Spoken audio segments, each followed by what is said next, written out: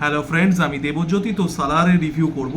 সালারের review যদি আমি একটা কথায় বলি, pure goosebumps. Pure goosebumps মানে আমি আরতিতে দেখতে গেছিলাম, মাল্টিপ্লেক্স জাস্ট সিঙ্গেল স্ক্রিন হয়ে গেছিলো। যে লেভেলের চিৎকার, হাততালি, সিটি পড়ছে। বিশেষ করে একটা সিন আছে, যে সিনটার গ্লিমস আমরা ফার্স্ট ট্রেলারে পেয়েছিলাম, একটা মা কালীর ফিগার নেবে সেই সিনটায় যে চিৎকারটা হয়েছে, বিলিভ মি, আমি এত বছর ধরে সিনেমায় যাচ্ছি, আমার এত বছরের মুভি গোয়িং এক্সপিরিয়েন্সে আমি একবার এর থেকে বেশি জোরে চিৎকার শুনেছিলাম। সেটা যখন এন্ড গেমে যখন ক্যাপ্টেন আমেরিকা থরের হ্যামার ক্যাচ করে। Pure goosebumps. মানে আমি প্রত্যেককে বলবো সিনেমাটা হলে গিয়ে দেখুন, কারণ এই জাতীয় সিনেমা কিন্তু পরে ওটিটিতে দেখে বা এরকমভাবে কোনো মজা নেই। এটা আপনাকে ওই ভাইভটার মধ্যে দেখলে সব মানে আপনার যে এক্সপিরিয়েন্সটা হবে এটা কিন্তু অ্যাম্পলিফায়েড হবে। এবার সিনেমার মধ্যে কি নেগেটিভ দিক কিছুই নেই? অবশ্যই আছে, সেটাতে পরে আসবো। বাট ফার্স্টে পজিটিভগুলো নিয়ে আলোচনা করি। ফার্স্টে পজিটিভ যেটা আমার লেগেছে সেটা হচ্ছে পারফরমেন্সেস। বেশিরভাগ যারা ক্যারেক্টার তাদের পারফরমেন্স কিন্তু খুব ভালো। বিশেষ করে মেন যে দুজন আছে, প্রভাসের পারফরমেন্স তো খুবই ভালো, বাট আমার কাছে স্ট্যান্ড আউট পারফরমেন্স পৃথ্বীরাজ সুকুমারানে। তার রোলটা খুবই ইম্পর্টেন্ট ছিল, তো তার পারফরমেন্স আমার কাছে ভালো লেগেছে। অন্যান্য সকলের পারফরমেন্সের বেশিরভাগই আমার ভালো লেগেছে। একজনের পারফরমেন্স ভালো লাগেনি, সেটা আমি পরে আসছি, বাট পারফরমেন্সেস সেটা কিন্তু খুব ভালো। সেকেন্ড আমার যেটা ভালো লেগেছে সেটা হচ্ছে ওয়ার্ল্ড বিল্ডিং। দেখুন, এই গল্পটা অরিজিনাল কোনো গল্প নয়। এই সিনেমাটা দেখতে দেখতে আপনি অনেকগুলো মানে জিনিসের ছাপ পাবেন। সেটা গেম অফ থ্রোনস হোক, সেটা মহাভারত হোক, সেটা প্রশান্ত নীলের কেজিএফ হোক, সেটা প্রভাসের বাহুবলী হোক, বা সেটা জ্যাক স্নাইডারের 300 হোক। অনেকগুলো কাজের আপনারা ছাপ এইগুলোর মধ্যে দেখতে পাবেন। স্টোরিটা অরিজিনাল নয়, অরিজিনাল হচ্ছে এটা ট্রিটমেন্টটা, এটার এক্সিকিউশনটা। ওয়ার্ল্ডটাকে এত এক্সপেন্সিভ ওয়েতে দেখানো হয়েছে, দুর্দান্ত। জাস্ট বড় স্ক্রিনে দুর্দান্ত দেখতে লাগছিল। হ্যাঁ, স্টোরিটা উগ্রামেরই, যেটা আমিও আগেও আলোচনা করেছিলাম, যেটা উগ্রাম সিনেমাটারই একটা আপস্কেলিং হতে চলেছে, তো সেটা তাই। বাট তার মধ্যে অনেক অ্যাডেড এলিমেন্টসও আছে। এবং আবারও আমি যেটা বলবো, এখানে কিন্তু স্টোরিটা মেন নয়, এখানে মেন যেটা সেটা হচ্ছে এক্সিকিউশন।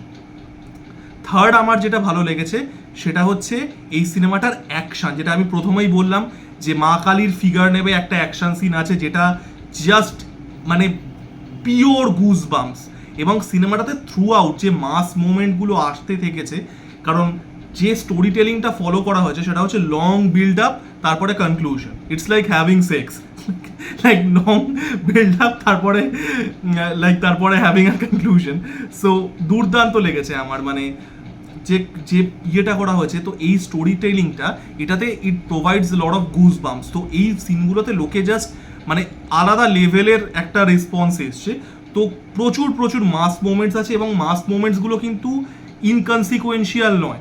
সেগুলো প্রত্যেকটা লম্বা বিল্ড আপের পরে এসছে, এবং আসার পরে যখন ইয়েটা আসছে, ওটাই যেটা বললাম যে it's like having sex, it's satisfactory. তো এবং আর একটা যেটা ভালো জিনিস, এই ট্রিটমেন্টটার জন্য আপনি রান টাইমটা ফিল করবেন না। সিনেমাটা কিন্তু যথেষ্ট লম্বা, প্রায় 3 ঘন্টার সিনেমা, আপনি কিন্তু রান টাইমটা ফিল করবেন না। And that is coming from someone যে লম্বা সিনেমা অতটা পছন্দও করেন। আমাকে দেখবেন, আমি আগের বিভিন্ন রিভিউতেও আমি সিনেমার রান টাইম নিয়ে আমি একটু ক্রিটিক্যাল হই। এখানে কিন্তু এই ট্রিটমেন্টটার জন্য রান টাইমটা ফিল করা যায় না। আর অন্যান্য যেটা আমার ভালো লেগেছে সেটা হচ্ছে এই সিনেমাটা যেভাবে শেষ হচ্ছে। দেখুন, সালার পার্ট 1 সিজফায়ার, এটা বোঝা যাচ্ছে it is going to be start of a franchise. তো এই সিনেমাটা কিভাবে শেষ হচ্ছে সেটা কিন্তু খুব দরকার ছিল, এবং শেষ হচ্ছে দুর্দান্তভাবে। মানে এই সিনেমাটা দেখার পরে লোকে পরের সিনেমাটা সালারের সেকেন্ড পার্ট দেখার জন্য প্রচণ্ড রকমভাবে এক্সাইটেড হবে বলে আমার বিশ্বাস। তো এই ছিল পজিটিভ। দুর্দান্ত, জাস্ট পিওর মাস এন্টারটেনমেন্ট এবং পিওর গুজ বাম্পস। এবার নেগেটিভ আমার কিছু কিছু লেগেছে। এবার নেগেটিভগুলো আমি ফার্স্টেই বলে দিই, যেহেতু এখানে অরিজিনাল ল্যাঙ্গুয়েজে রিলিজ করেনি, হিন্দি ডাবে আমরা দেখেছি, তো সে কিছু কিছু কারণ এই রিলেটেডও হতে পারে। ফার্স্ট হচ্ছে ডায়লগ কিন্তু অনেক জায়গাতে আমার ভালো লাগেনি। মানে যে সিনগুলো দেখাচ্ছে সেগুলো হয়তো দুর্দান্ত, বাট সেটা সবসময় ডায়লগ দিয়ে ব্যাক আপ করছে না। কিছু জায়গায় হচ্ছে, কিছু জায়গায় হচ্ছে না। এবার প্রভাসের ডায়লগ এই সিনেমাতে খুবই কম। ক্লিন্ট ইস্টউডের ডলার ট্রিলজিতে যে ক্যারেক্টারটা ক্লিন্ট ইস্টউড প্লে করতেন, the man with no name, অনেকটা সেই রকম ট্রিটমেন্ট প্রভাসের ক্যারেক্টারটাকে দেওয়া হচ্ছে। জাস্ট কমপ্লিটলি এমন একজন যে চুপচাপ কথা বলে না, বাট সে যখন সুইচ অন হয়ে যায়, he is the most violent man. তো এই সুইচ অন সুইচ অফ ব্যাপারটা দেওয়া হয়েছে। তো ডায়লগ খুব বেশি কিন্তু নেই মানে প্রভাসের ক্ষেত্রে, এবং দাগ কাটার মতো ডায়লগ কিন্তু কম। সেকেন্ড হচ্ছে সিনেমার গান বেশি নেই, এবং গানগুলো যেহেতু আবারও it may be lost in translation, গানগুলোও কিন্তু সেরকমভাবে দাগ কাটতে পারে না।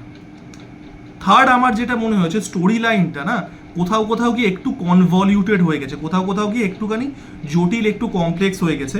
যারা রেগুলারলি মুভি দেখে তাদের ক্ষেত্রে ফলো করতে অসুবিধা হবে না, বাট যারা ধরুন রেগুলার মুভি ওয়াচিং মানে অডিয়েন্স নয়, তাদের ক্ষেত্রে কোথাও কোথাও গিয়ে মানে সিনেমার স্টোরি লাইনটা কিন্তু ফলো করতে একটু হলেও অসুবিধা হবে, বিশেষ করে ওয়ার্ল্ড বিল্ডিংয়ের পার্টটা, যেটা সেকেন্ড হাফে আসছে।